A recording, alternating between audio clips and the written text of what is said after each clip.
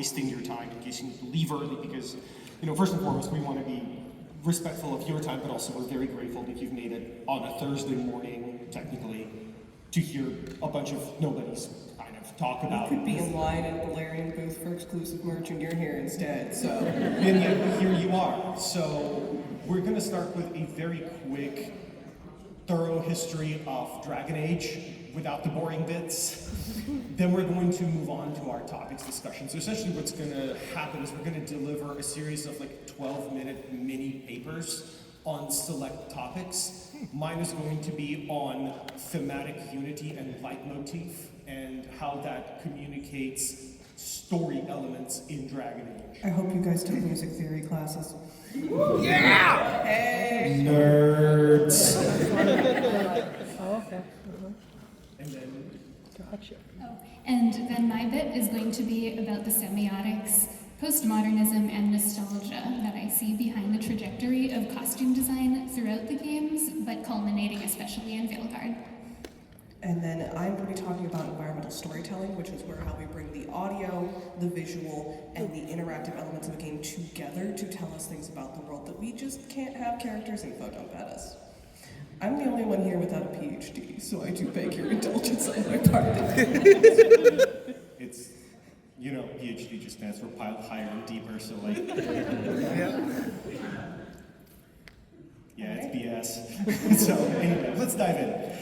So the games we're going to be primarily discussing are going to be the 4 mainline Dragon Age games: Origins, 2, Inquisition, and the Veilguard.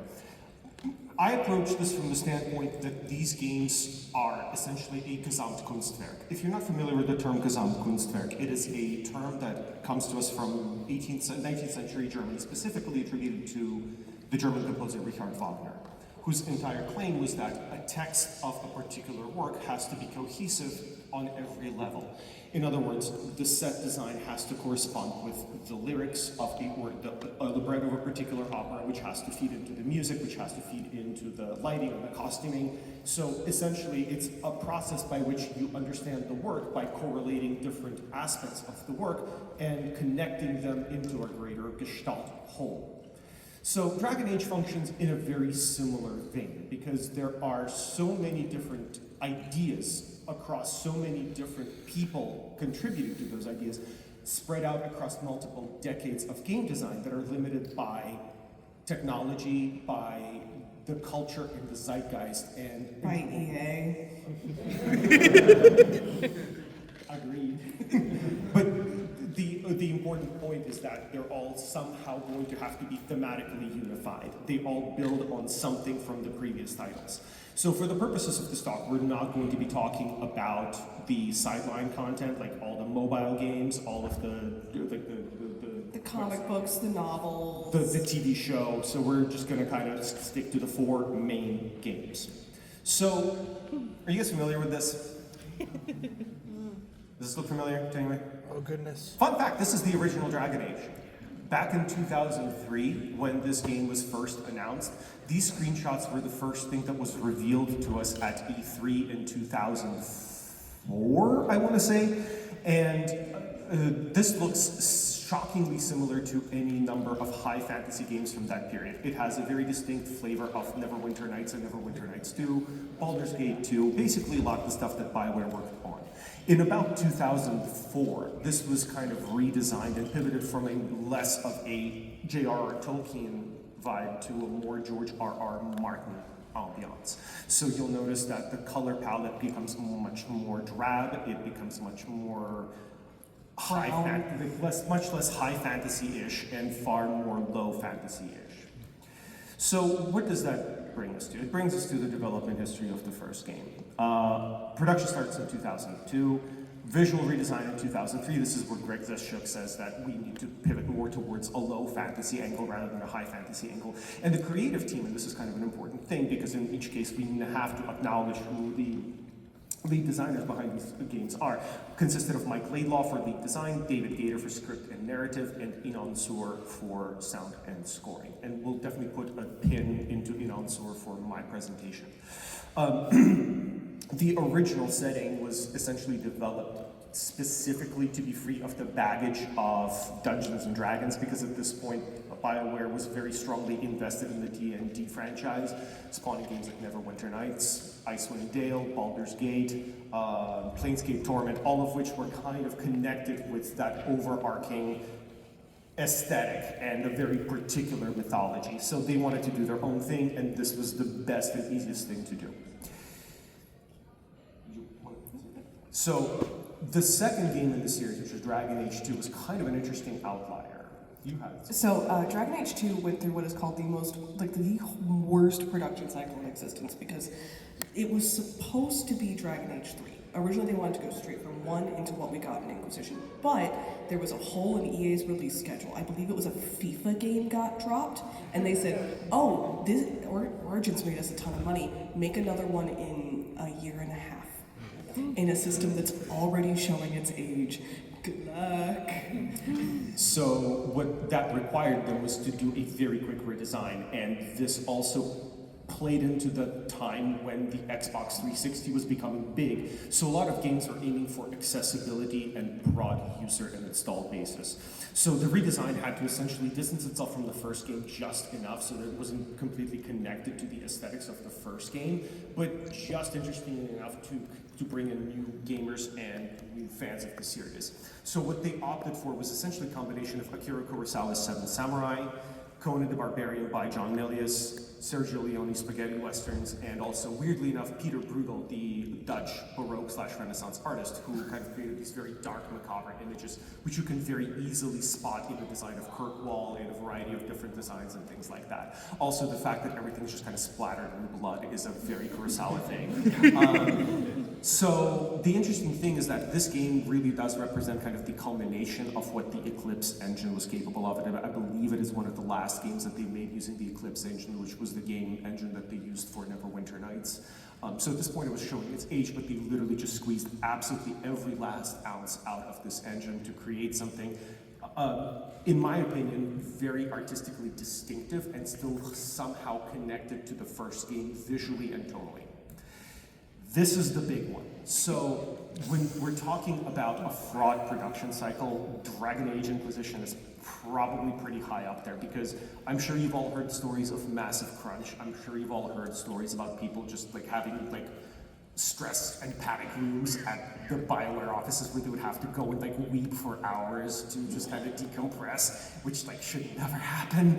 If you have to cry when you're working, that's a problem, but it's less on that. The point is that this was the primary challenge with this game was the mandate to switching over to Frostbite engine, which was great at creating very immersive environments, not great at creating things like menus, face rigs, things that RPGs are famous for, pathing, AI systems. Basically, the game was very pretty, but they struggled with a lot of the design elements. The visual design of all of the maps are absolutely stunning. All of the skyboxes are gorgeous, down to the leaves on the trees are gorgeous, but everything else was a nightmare for the devs to work on. There's a reason why the horse doesn't actually move any faster. They only added speed lines, and that's because Frostbite physically cannot make a thing go faster.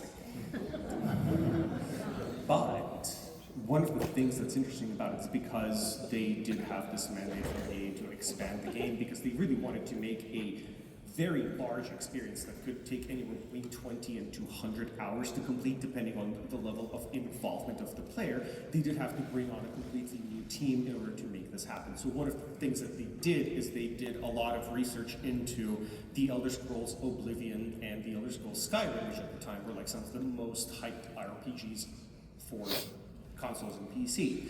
But the addition of a new creative team kind of forced them down a very different creative path. So Mark Wilson replaced Mike Laidlaw as the creative lead, Kayla Navalay became the new narrative lead, and then Trevor Morris, the famous Hollywood composer, was combined with Rainy Shockney and Elizaveta Kripunova to create a soundtrack for it. And actually, Kripunova was the one who contributed the most to Tavern Songs, which is at this point still one of the most iconic bits of soundtrack from that. Okay, and then finally we have the Veil Guard, which I know fair amount about. And the reason that we don't know much about Veilguard still is because so much of it is kind of locked away behind NDAs, and the rank and file developers haven't really had an opportunity to speak up about the production cycle. But what we do know is that it came in like 4 distinct segments. The original segment, which was dubbed Joplin, was supposed to be a more focused experience, kind of going back to the roots of the original Dragon Age. It was supposed to be really what they wanted for Dragon Age 2, but never had the time to devote to. Electronic Arts in 28 mandated that they make this project into a live service, which was aborted after the failure, well, the critical failure, not so much commercial failure of Anthem.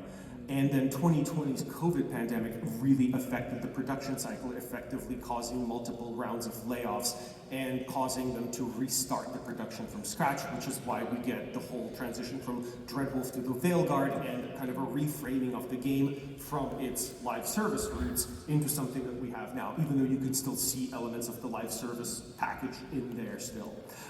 So the lead designer for that was Corinne Bush, who has been very outspoken about the production cycle of this, not in very good ways, but the music and sound design was relegated to Hans Zimmer, who was kind of responsible for a lot of the leitmotivic structure, and Lord Balfe, who was much more responsible for like moment-to-moment scoring for the game. Anything to add? No, that was it. Yeah, great job. Wonderful. Okay, so now that you have this context, let's get down to the brass tacks. Because I'm the Kunstwerke girl. Let's do it. So, when we talk about the Dragon Age series, what we have to understand is that we're, again, dealing with 4 very distinct games, with 4 very distinct ideas, 4 distinct narratives, and 4 distinct production teams that have very different ideas to communicate narratively, visually, and orally. This presents a challenge, especially, like, I don't know how many of you tried to play through all 4 games in a row, but this represents kind of a Herculean task because every one of them is so different in design, in implementation, and in visual style that it's a little jarring and shocking to go from one to the next. So in examining this series, I posit that the easiest way to look at it is through the component parts, which is why we kind of came up with this idea of looking at it through the lens of music, through the lens of fashion and visual design, and through the lens of ludo-narrative design. For me, the themes of this game can be subdivided roughly into visual, narrative, musical, and game design. And the musical parts for me are the most interesting because even though from game to game the themes and the ideas change based on what the game is and who the composer is, the through line remains largely consistent and idiosyncratic. So the theme and the notes that are being played are going to be different, but the vibe, if you will constantly remain the same. And in many ways, what this does is it creates a narrative thread which you can follow from game to game to game to kind of cohesively understand how the story evolves and how you're supposed to read into it. If anyone found that secret room in Veilguard that quite literally has a bulletin board with threads connecting all of the games together, yeah! I mean, that's what that is. So remember I told you to put a pin in Eno and Sora. Eno and Sora was largely responsible for the sound design of the first 2 Dragon Age games, and in doing so, he kind of set the mark for where this game is in terms of its sound, in terms of its tone, and in terms of its music design.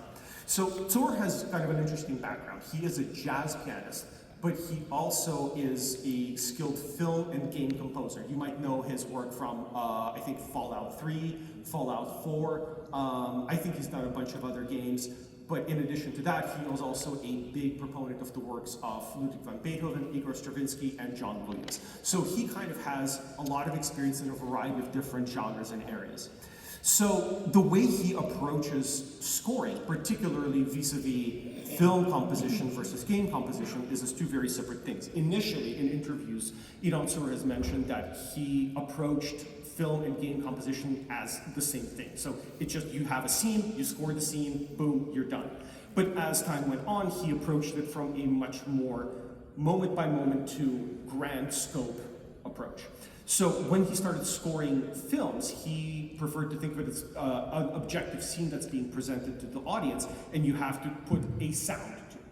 So the sound is going to be interpreted in exactly the same or pretty much the same way across a wide variety of perspectives, because you're all watching the same scene. If you see the same scene and you see the same sound, or hear the same sound, you're going to essentially interpret it in the same way. And particularly, you're going to see the same scene in the same order as everyone else is seeing it, in the same context. That's a good point. But in a video game where a lot of the progression is influenced by your choice and by the way you approach the game, especially in an RPG where things can be done out of order, that's not going to be necessarily possible.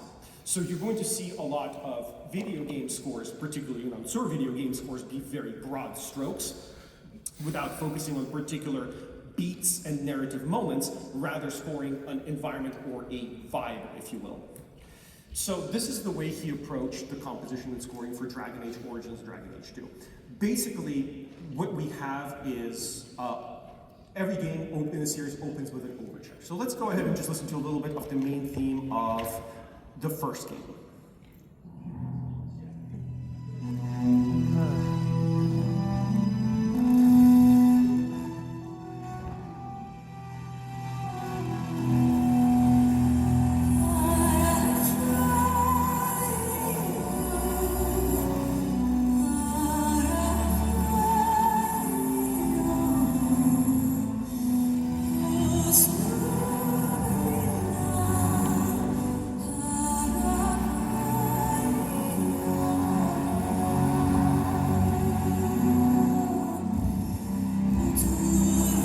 I'm going to fast forward just a hair.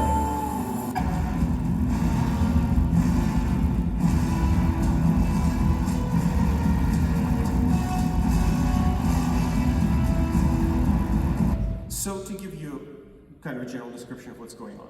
At the beginning you have a string wash with a solo voice essentially singing opera. In the second part of this you have drums and brass, which is very Wagnerian, derived from German Romanticism. So what's going on? Typically, when we approach a structure like this, we call this the French overture. You have a slow beginning combined with like an up-tempo second part. So essentially, it's a binary form. There is a contrast between the beginning, the A section, and the second part, the B section. And Tsur himself has commented that one of the things he wanted to go for was this like drums and horns feeling, which creates a heroic and demonic feeling to the music. The opera is an interesting addition because, and this is something that you're just going to have to trust me on. This is my citation here. Trust me, bro. So when I heard this for the first time, the thing that my brain initially snapped to was Rika Muranaka's opening to Metal Gear Solid 1, because like all great things in music, everything goes back to Metal Gear Solid. Right? Greatest game ever. So the Gaelic opera in The Best Is Yet to Come was historically introduced to create a very serious narrative tone in order to avoid the campiness and the kind of very scratchy friction of those games against what the perceived reality is. The games were grounded by their soundtrack composed by Rika Muranaka, particularly through the addition of this Gaelic opera. It creates a sense of gravitas. It also connects us to the vocal aspect of music, which, without boring you with details, goes all the way back to the foundations of music in the Pythagorean approach to how music is structured. So the other thing that you'll notice in the vocal writing for this is there's lots and lots of use of appoggiatures, which is like those little wavers in the melodic line. So you kind of have like an inflection in the melody that creates kind of an emotional twinge. Very similar to the way Adele does it. What it does is it creates a connection between you, the audience, and the performer by creating that inherently human element. So it doesn't sound processed, it sounds very natural and human.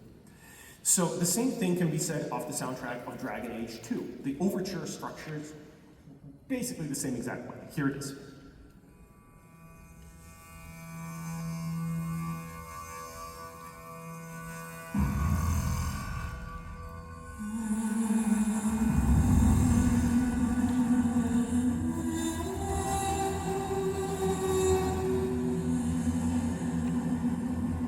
Fast forwarding slightly. Drums and horns.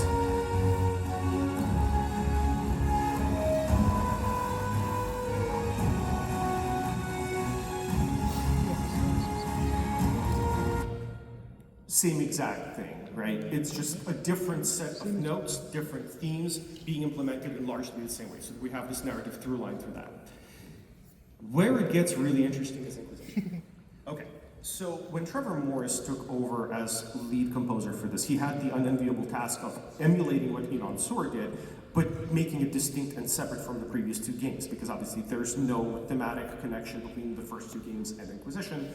Therefore, a completely new soundtrack had to be created in order to accommodate this. So the go-to for this was essentially medieval music, and it's a very specific type of medieval music, that being the Notre Dame organa of the 13th and 14th century. Here's an example. This is a piece by Perrotin called Beata Viscera.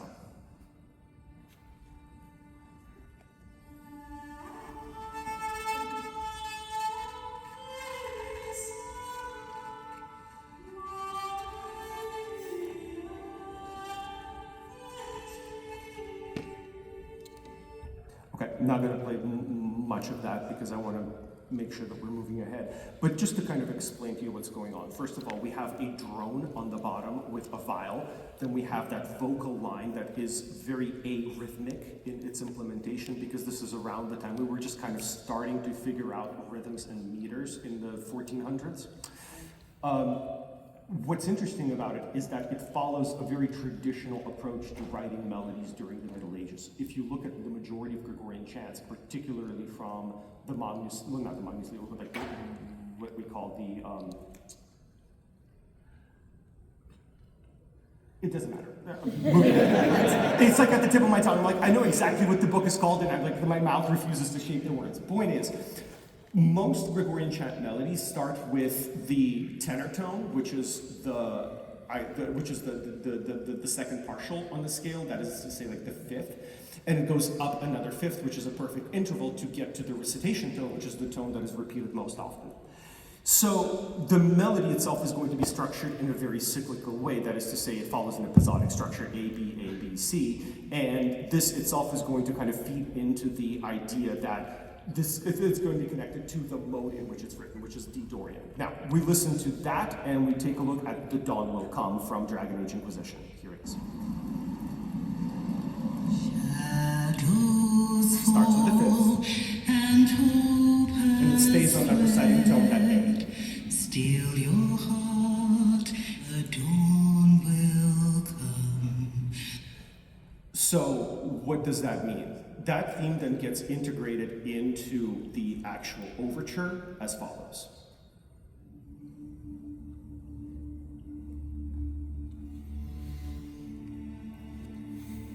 There's that drone on the bottom.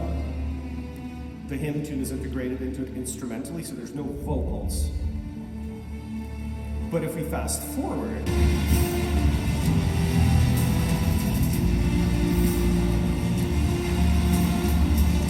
once again get that structure of a French overture with the slow, rather slow-paced introduction, with the up-tempo second part, including drums and horns for that heroic/demonic effect. So this harkens us back to the Inon Sur way of composition, therefore thematically connecting the early Dragon Age games with Inquisition. So we have that narrative through line. And why Gregorian chant? Well, because it's what we commonly associate with the Middle Ages. It has that sense of mystery, it has a sense of foreboding, but it also has that organic connection to like the purely human element of music making. And thematically aligned with the theme of faith and religion. Absolutely. Thank you. So I think that's all I have, and I'm going to hand this over to Amelia. Hello, I'm Amelia. Bear with me because I am putting on my ugly academic mage hat, and I wrote a paper for this. I have a great density of ideas and not very much time to articulate them, so I hope this helps. But I also did include some pictures. Can I actually grab that? Yeah.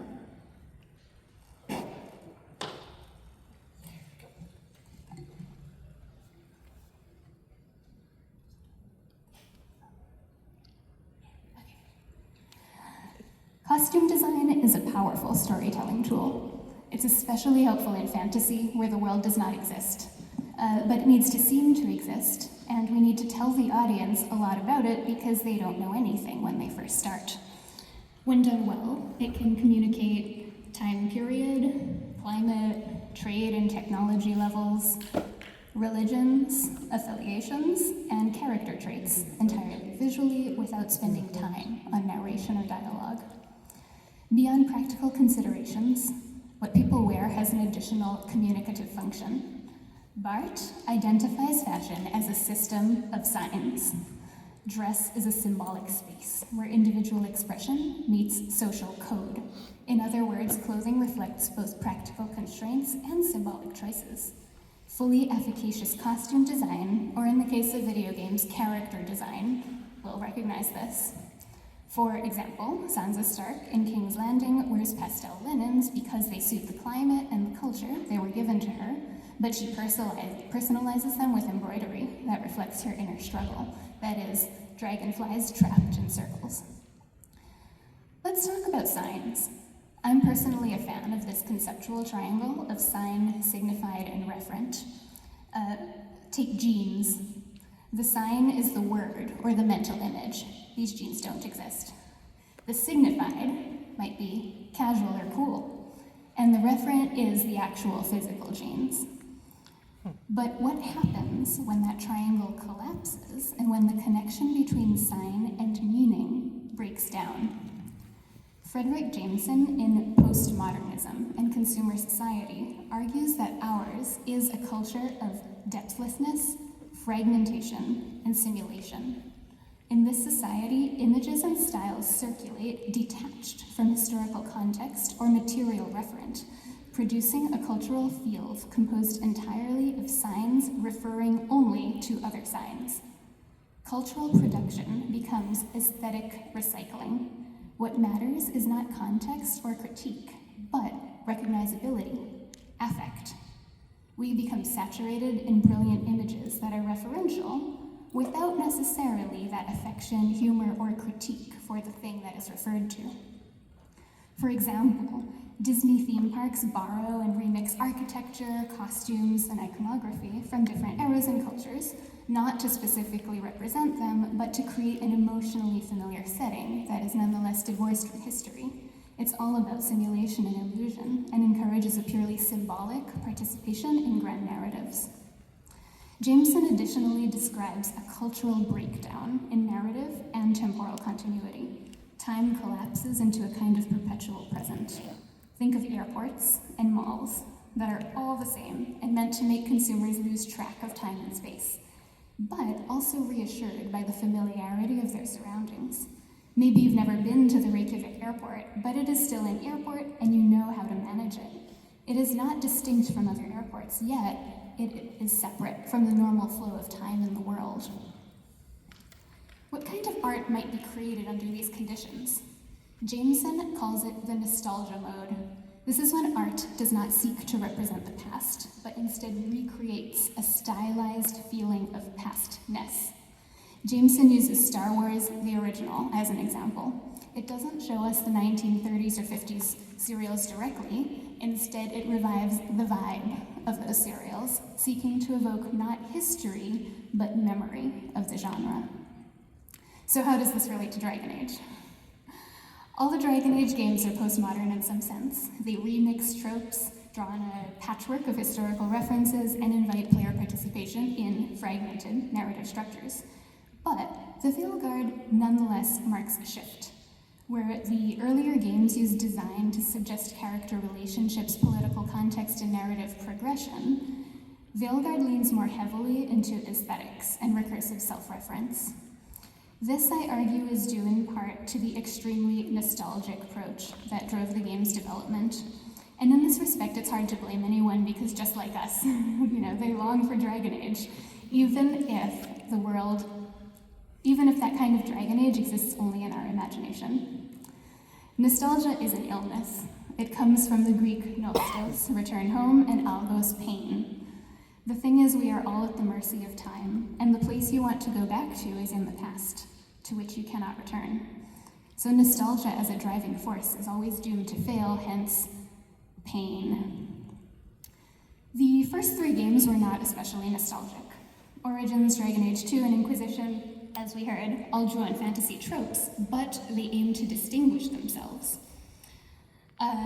Origins embraced grime and moral ambiguity in a pseudo-medieval world that was not too Tolkien-esque.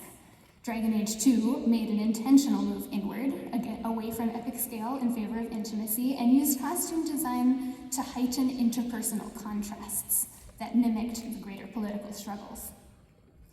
Inquisition returned to epic fantasy, but with a specific impulse to establish visual cohesion and create spectacle. These games were not content to recycle, they were changing and building. They approached even their own designs with deliberate iconoclasm. Example, Darkspawn controversy specifically redesigned in Dragon Age 2 in order to improve on their own work. Additionally, in these games, characters were designed in visual relationship to each other and to the broader world. Costume choices reflected not personal identity or faction membership, but social roles, power dynamics, and world geography. Hawk was designed with reference to their status as a social outsider, as the biker mage. Companions like Dorian were communicated culture profession, but also complicated relationships with their own origins. The casts were designed in visual counterpoint to each other. Meredith's heroic paladin is specifically opposed by Orsino's theatrical darkness. In Veilguard, however, the character design has turned inward. Characters seem to have been designed primarily in reference to their own faction or archetype, rather than in reference to the larger world or cast. Lucanus, for example, is the Crow, and his design emphasizes that above all. His costuming is not coded in any opposition to a rival, but in reinforcement of his own theme. The result is a cast that feels more tenuously connected to each other rather than embedded in a shared reality. Compared to the previous games, Veilguard does have a different relationship to the past of Dragon Age. It is nostalgic not for Tolkien, not for genre forms of storytelling, but for itself. It was marketed not as a new story, but as a return to found family, player choices that matter, Bioware magic. But, as Jameson warns, postmodern nostalgia does not recover the past, it simulates it. It flattens familiar codes into mere aesthetic markers. The costume design exemplifies what I think Jameson would call pastiche. It's built around its own design language and recognizable motifs, but rather than evolving earlier designs, it multiplies them. Grey Warden armor isn't developed so much as proliferated. Dozens of collectible variants emphasize personalization and build mechanics, but also generate symbolic clutter and prioritize individual customization over narrative coherence or a sense of collectivity. This shift, I think, reflects a broader consumer logic. Costume has become a mechanism of collectivity. Crow helmet. Finding that crow helmet changed how I felt while playing the game. I wore it, but I was aware that its visual absurdity was actively undermining the tone of my story. I couldn't think of any reason to wear a bird helmet during these moments of political or personal crisis. Yeah, what assassin is actually going to wear a bird helmet that there's no way they can see out of? It's not a thing. It's got good stats. Okay. Factions are rigidly color-coded and iconographically defined. They are immediately distinguishable via these shapes and colors, yet seemingly independent of their greater context, rather than informed by it, opposed to it, or oppressed by it. And the repetition does extend beyond visuals. Another blight voil, another artifact, another variation on Balara's voice line. I don't know, but it's all I've got. These are not archetypes becoming more complex, they're motifs on loop. With Balara's design, you can really count the triangles, right? The triangle, which is the veil or the veil jumper motif, and also she just wears all of them. Okay, so there is aesthetic certainty, but a lack of storytelling certainty. Veilguard does not appear to know what to do with its own protagonist. In Origins, Dragon Age 2, and Inquisition, the artists have gone on record describing the myriad writing and design choices that went into creating Warden, Champion, and Inquisitor. They were so attentive to how the character design served the potential interactions with the story on the part of the protagonist. In Veilguard, there is no such clarity. In fact, the art book contains no explanation of Rook's costume logic. It's a sad and obvious lacuna or gap. That the Veilguard's past is replaced by pastness, created by motifs and images, is seen, I think, in how the companions are characterized. They are defined by a curated aesthetic shorthand that evokes memory rather than anchoring it in history. That's Rook, by the way. Not in the book. Right, so these companions, the traits of the companions are recognizable rather than meaningful. Memory rather than history. So for example, Lucanus and his coffee, as well as the marketing and the UI's relentless insistence on labeling each character in the game with their faction or their archetype in every menu and tooltip. So not just in the design, but also in the writing, we see the cultural logic of late capitalism. Signs detached from reference, living in a vibrant now, only stylistically informed by the past. Art caught in a feedback loop of its own influences, branded rather than signifying. And yet, despite all this, I do think the Veilguard is beautiful. It's rich, maximalist, and achieved a distinct style. A success. Like Star Wars, Dragon Age has become a recognizable space where many visual logics coexist, mythic and personal, futuristic and archaic. And while I miss the sense that character design once clarified character relationships, it's still doing a lot of other things, and I find it moving that the design does so much work. As a fan, I have to recognize both the inevitability of nostalgia and the impossibility of its fulfillment. At this point, I think none of us can escape feeling nostalgia for Dragon Age, not just for the games themselves, but for what they signify. We are all players shaped by memory and time, and we have begun to experience Dragon Age less as games and experiences and more as a collection of symbols. Companions, choices, aesthetics, leitmotifs, how we felt, and how we will never feel again. Thetis has become, in semiotic terms, a system of sign and signified more than the thing itself. In that respect, it may be impossible to fully satisfy us, because we are chasing not a new game, but a return to a feeling, and a return to something that does not exist. And that's me.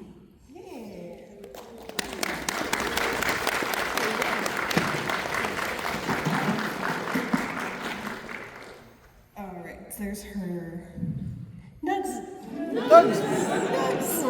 All right. Question, why?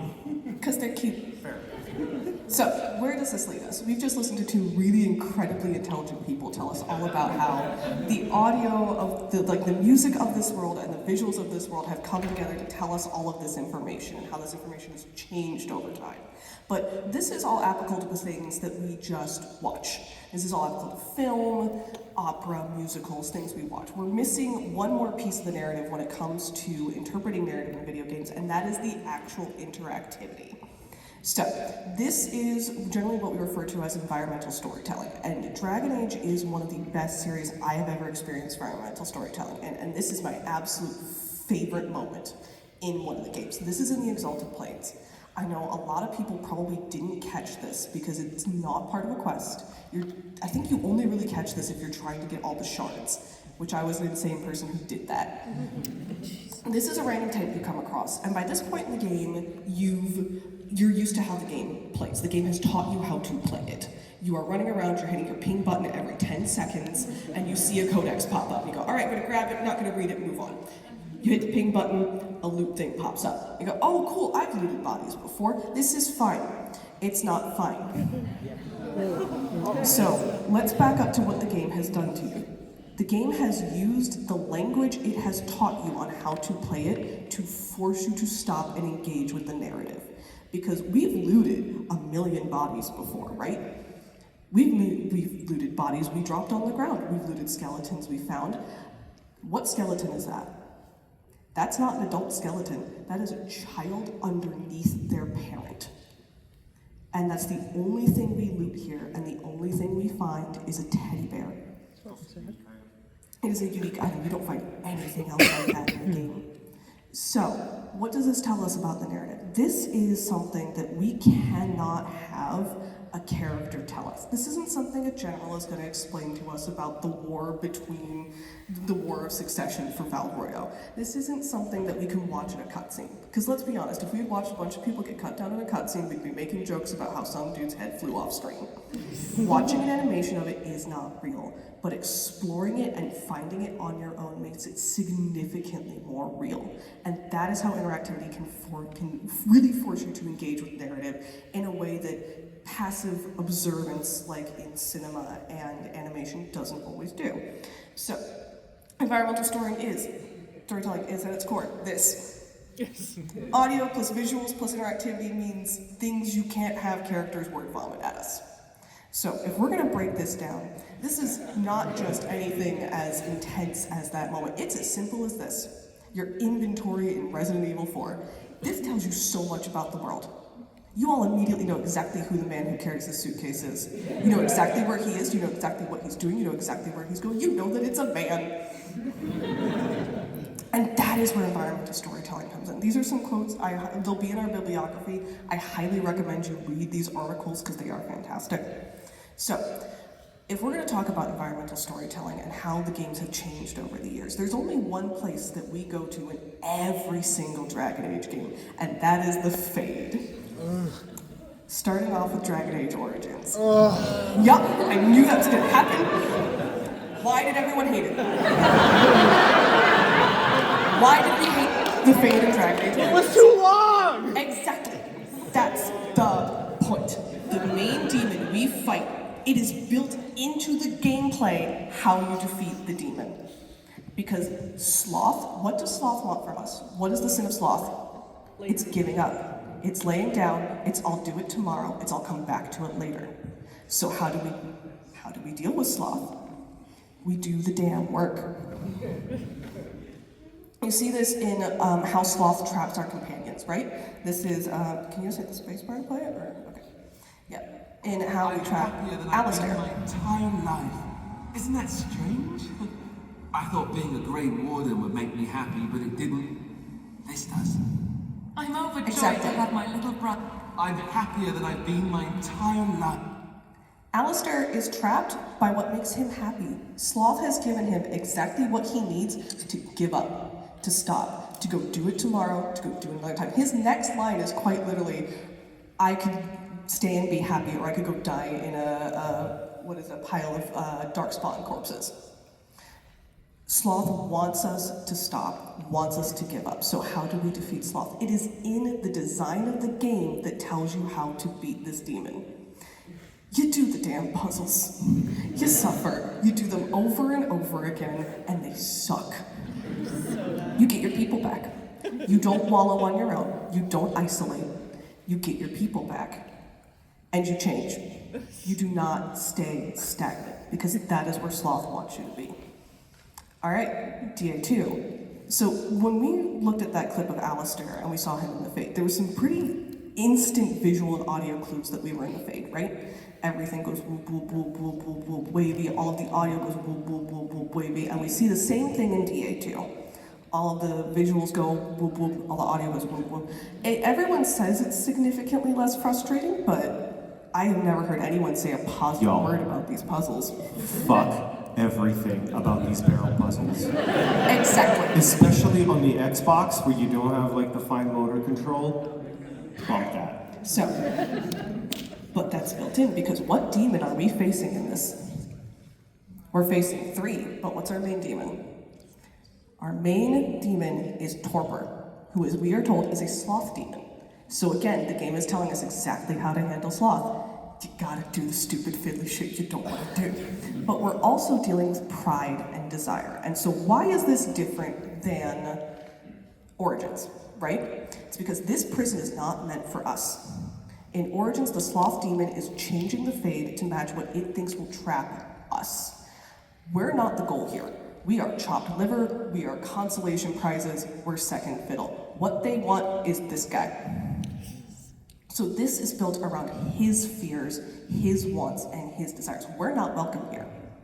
But how do we defeat the demons in here? How is Torpor defeated? Same as Sloth, we do the damn work. We change ourselves into what Fëanriel needs us to be to break him out of the illusions, so that he can bring himself out of the Fade.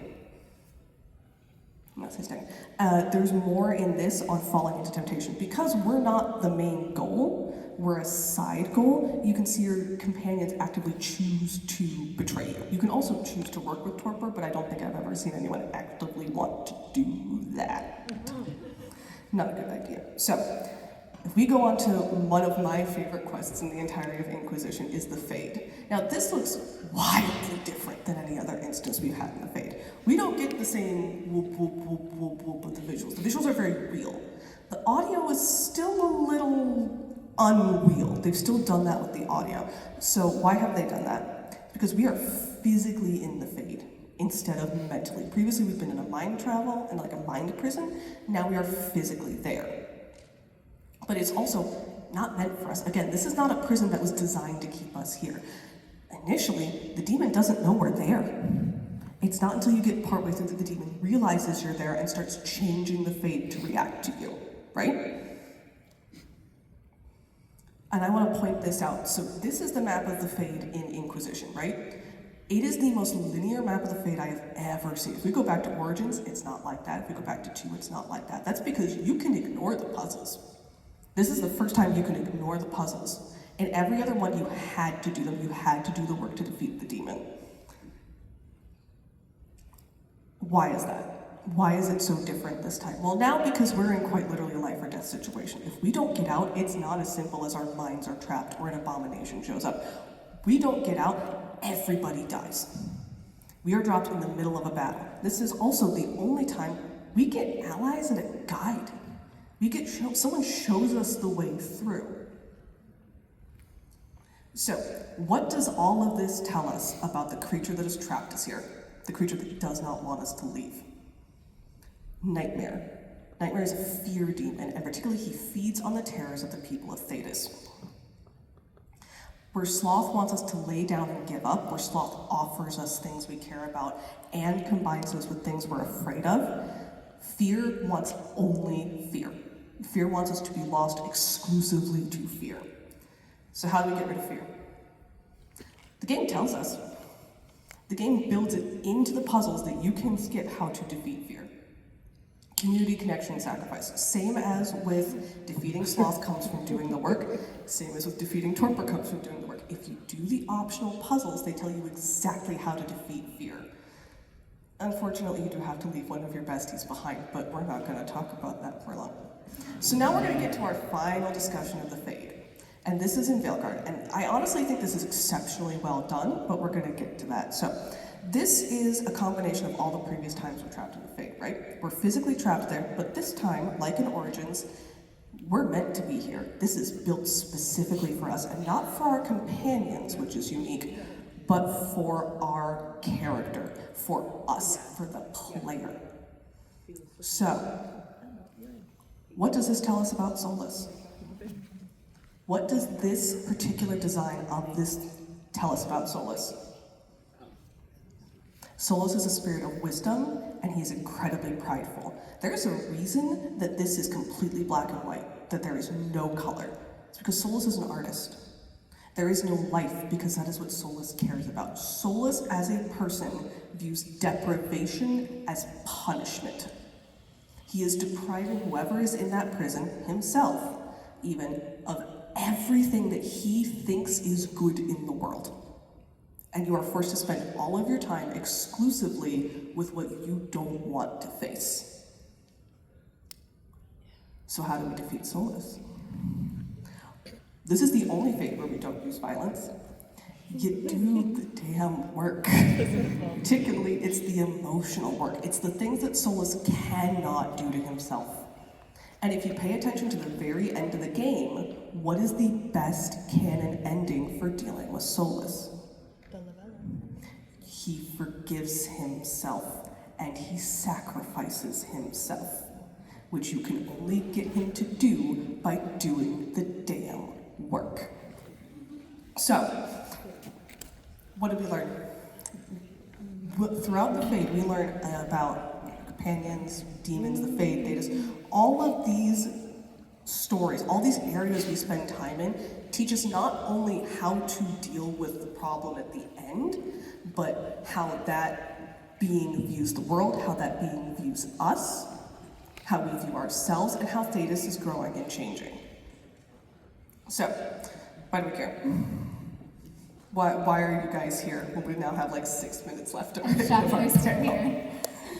Why? Yeah, why? Why are you here? Why did you spend an hour listening to us break all of this down for you, right? We could have gone even deeper into all of this. We wanted an hour and a half long panel, but they told us to fuck. Yeah. So, yeah. So everything we've talked about here, the music, the visuals, the interactivity, the way that the game is built, tells you how to play the game, all of that, that exists within the subtext, context, and nuance of the Dragon Age games.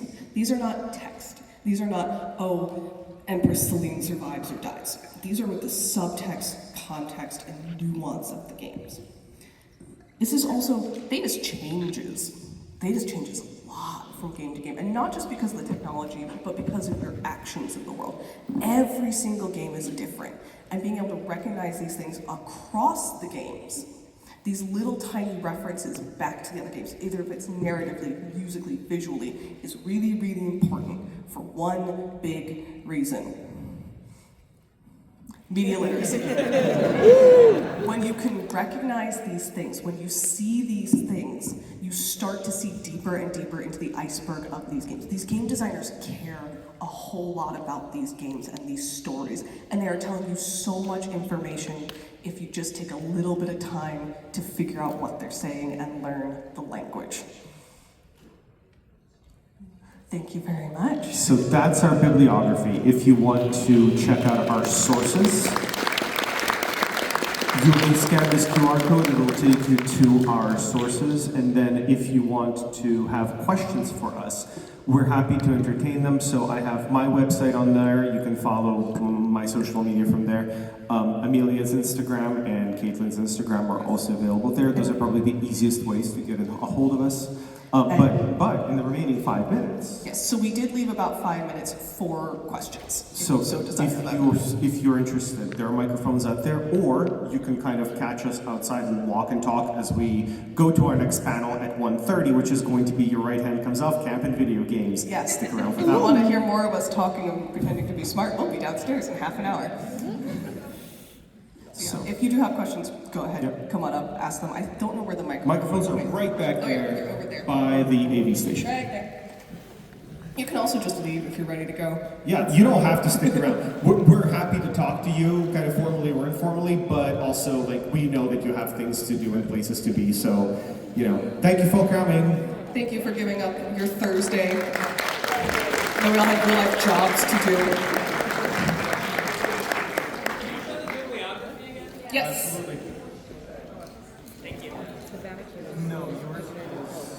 I'll also flash down to Amelia's bibliography in just a second. I'll add my sources to that link. Yeah. I will flash it on screen in just a sec here. Did you